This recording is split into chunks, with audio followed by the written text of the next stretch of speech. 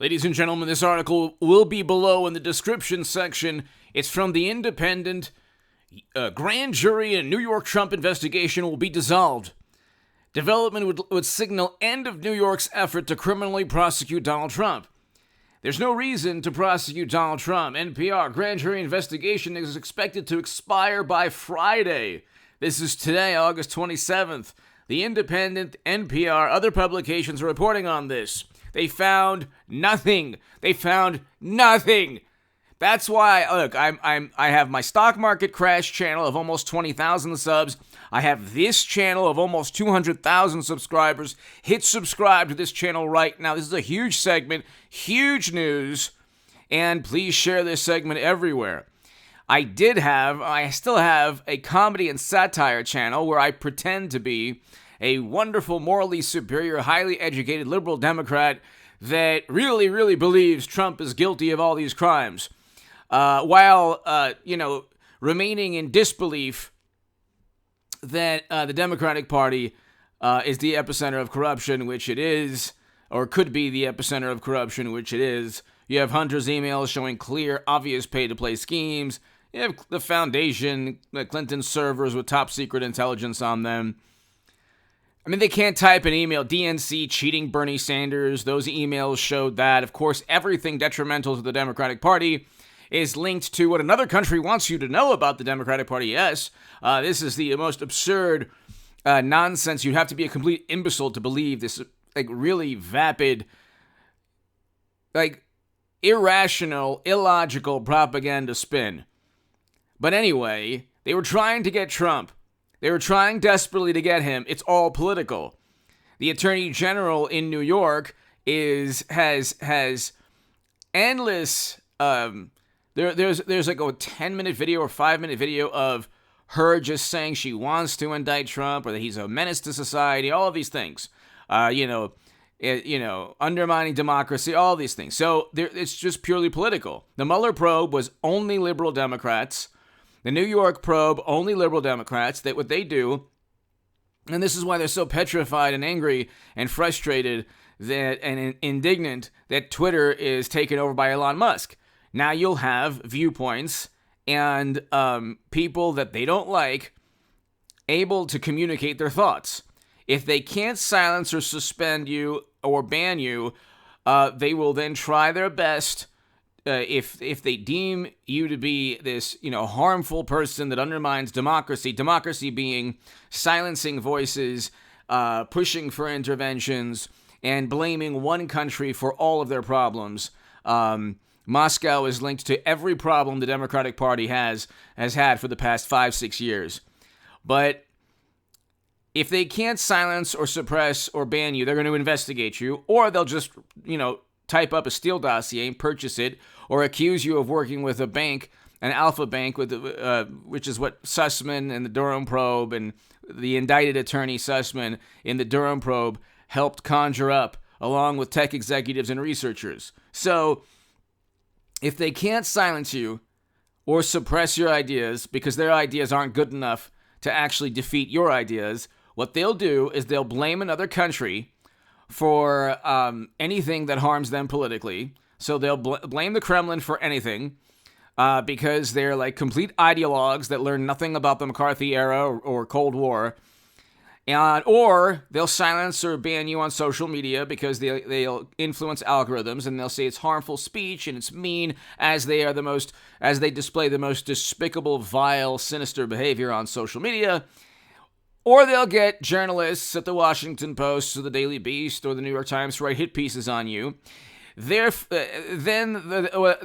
hit pieces will lead to a loss of income because they can't silence you with their own ideas. So what they'll do is they'll try to remove food from your table and prevent you from earning a living for your family. Or if you're Trump, they will accuse you of working with Vladimir Putin and being installed by the Kremlin, and they will spread nonsense and lies into the U.S. government, so then he's investigated with a special counsel. They'll find nothing. Then they'll accuse him of inflating his net worth, which is absurd, especially when you consider trying to overinflate real estate holdings in New York. They'll accuse him of that. And that didn't happen. So nothing happened. He didn't commit a crime. So the grand jury in New York will be dissolved. That's the Independent. They're ending it in shame, as always, but they don't see it as shameful. They see it as, well, we tried to torment him. The grand jury is going to expire. No criminal charges on Trump. If they level criminal charges on Trump for January, for example, he could then look at that summer, and he can also look at perhaps the interaction between Ted Cruz and a representative of the Federal Bureau of Investigation. We'll leave it at that.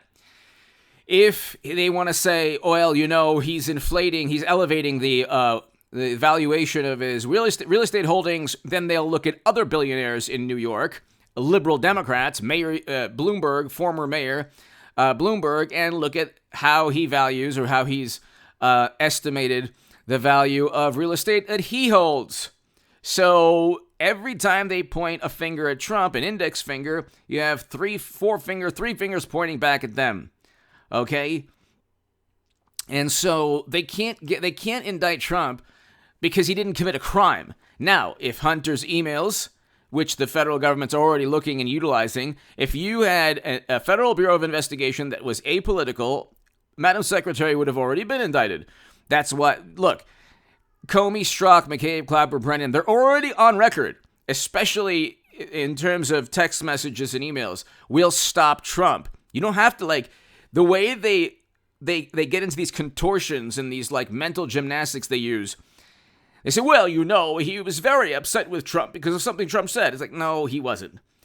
The whole thing was, you're seeing with the Durham Probe Special Counsel, and I'll have a very important segment in about an hour or so, you're seeing that the people who conspired against Trump are getting indicted. Case closed.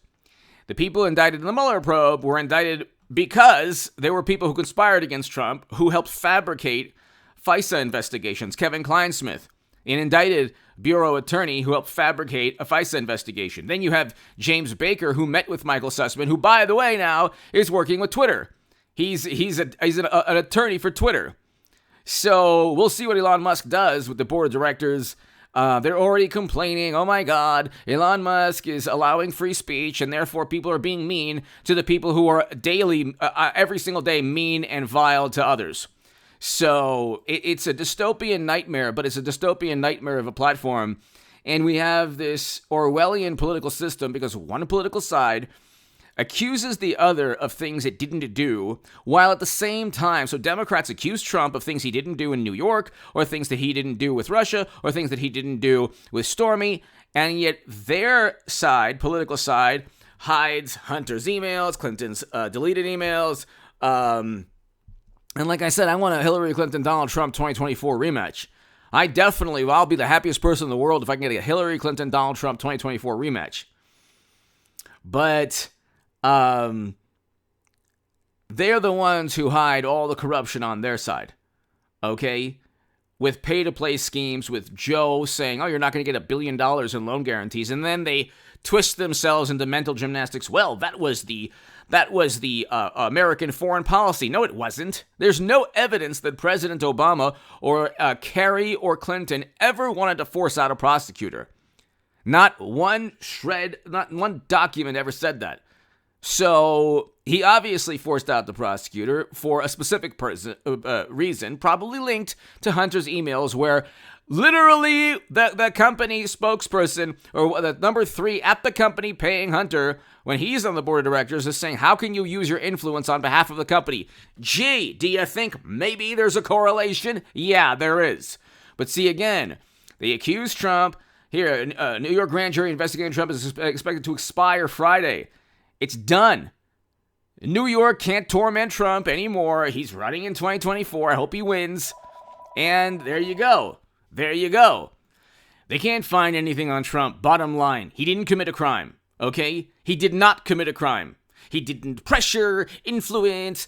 He never pressured Zelensky because he's the president of that country being invaded while Mashed Potato Brains is in office. Categorically stated it never happened. They impeached Trump for a crime that the president of that country stated never took place, that he was never pressured by Trump. And, oh, by the way, they found no direct evidence there. It was just a colonel, and this person said, oh my God, they're so wonderful. They're holding up democracy. It's like democracy is not defined by Jimmy Kimmel's, apoplectic monologues or the hysterical ranting and raving of, a left-leaning pundit on Twitter. That's not democracy, or like what intelligence officials say could possibly be the case where you have to investigate.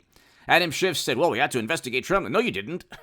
You didn't investigate Hunter. You didn't investigate Joe. You didn't investigate Clinton. I mean, you barely did, which is a complete cover-up.